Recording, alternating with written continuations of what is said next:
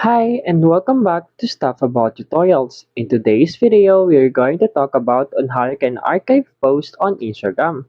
Maybe you want to archive your post on Instagram but you don't know how. So in today's video, I am going to show you on how you can archive your post on Instagram. Check the video description and I will try to leave the written instructions.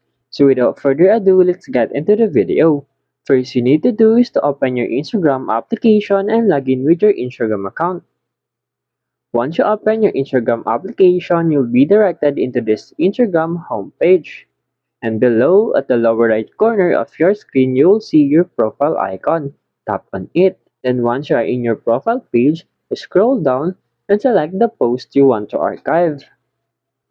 After you select it, you will see here the three dots at the upper right corner of your screen. Tap on these three dots and you'll see here an archive. Tap on this archive. As you can see, your post is archived. So now, no post is on my profile page. There you go. If you wanted to know on how you can archive a post on Instagram, that is the easiest way I know how.